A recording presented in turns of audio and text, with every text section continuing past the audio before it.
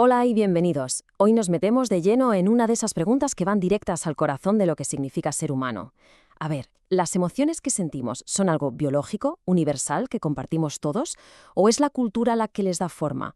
Es un debate de lo más interesante en el mundo de la antropología. Pensemos en esto un momento. Cuando sentimos alegría, o tristeza, o rabia, ¿estamos teniendo una reacción humana básica, fundamental, o más bien estamos interpretando lo que nos pasa por dentro, siguiendo un guión que hemos aprendido sin darnos cuenta?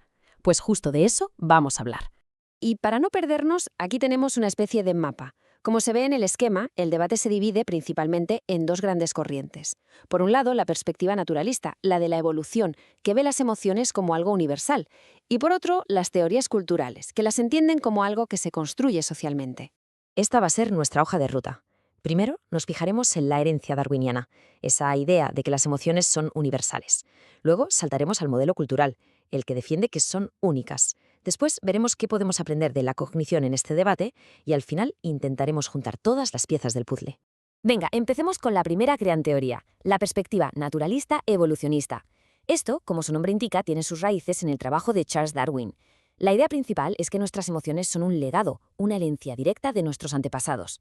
Según este enfoque, las emociones son innatas, son naturales, vienen, por así decirlo, de fábrica, como un producto de la evolución para ayudarnos a sobrevivir.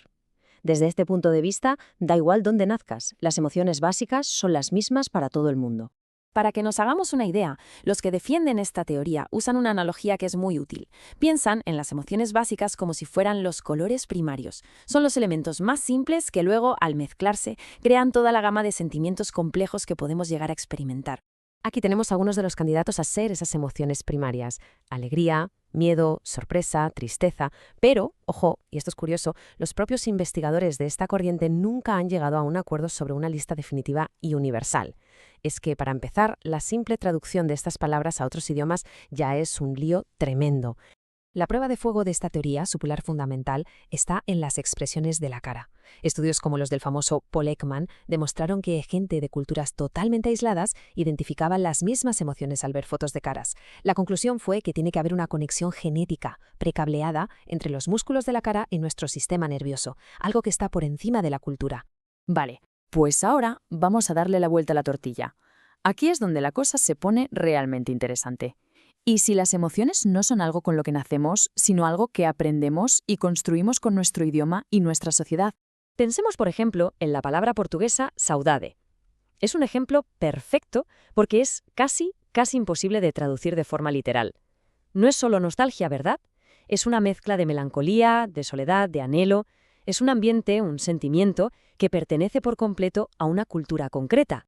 Y no es un caso único, ni mucho menos. Como vemos aquí, hay muchísimos ejemplos por todo el mundo.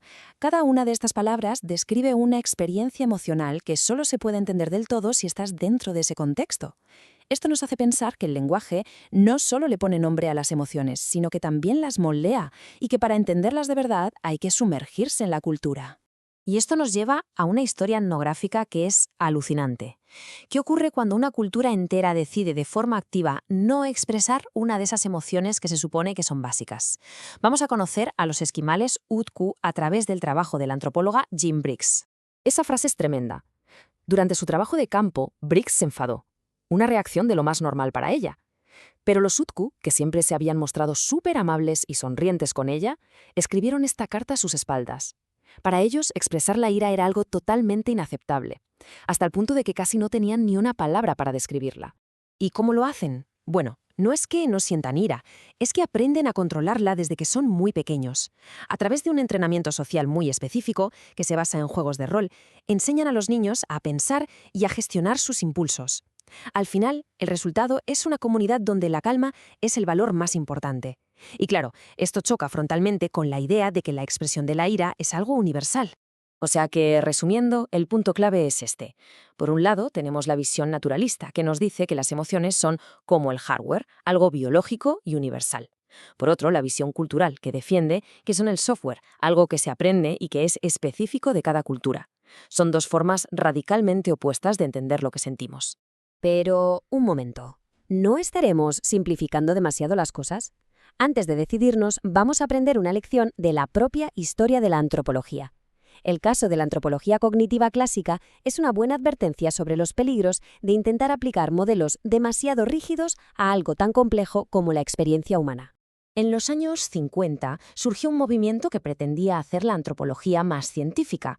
¿Cómo? Pues aplicando métodos formales, sobre todo del análisis del lenguaje, para intentar descubrir las estructuras ocultas del pensamiento. Sin embargo, en apenas 20 años, el proyecto se dio por fracasado. El problema, como podemos imaginar, es que la realidad cultural era demasiado rica y compleja para los modelos tan rígidos que usaban. Se dejaron fuera cosas tan importantes como los rituales, y al final fue imposible demostrar que esas estructuras que creían encontrar fueran reales. La moraleja para nuestro debate está clara. La experiencia emocional humana también podría ser demasiado caótica como para caber en una única y simple explicación. ¿Y entonces, en qué quedamos? Pues parece que ni la biología por sí sola ni la cultura por sí sola pueden contar toda la historia. La respuesta, como pasa tantas veces, es más compleja y probablemente se encuentre en un punto intermedio. Una definición mucho más completa sería ver la emoción como un punto de encuentro entre lo físico y lo mental. Son pensamientos corporizados, una expresión genial de la antropóloga Michelle Rosaldo. O sea, no son solo reacciones que nos pasan por dentro, sino también potentes señales que dicen muchísimo sobre nuestras relaciones con los demás y nuestro lugar en el mundo. Así que la gran conclusión no es si es naturaleza o crianza, sino que son las dos cosas a la vez. Lo que sentimos es el resultado de una interacción constante. Tenemos una base biológica universal, sí, esa es nuestra herencia evolutiva, pero luego la interpretamos, la expresamos y le damos un significado a través del guión cultural que hemos aprendido. Y esto nos deja con una última pregunta, para darle vueltas a la cabeza. Si lo que sentimos está moldeado por un guión cultural, ¿quién ha escrito ese guión? Y sobre todo, ¿hasta qué punto somos conscientes de las frases que nos hace decir? Es una idea potente, desde luego.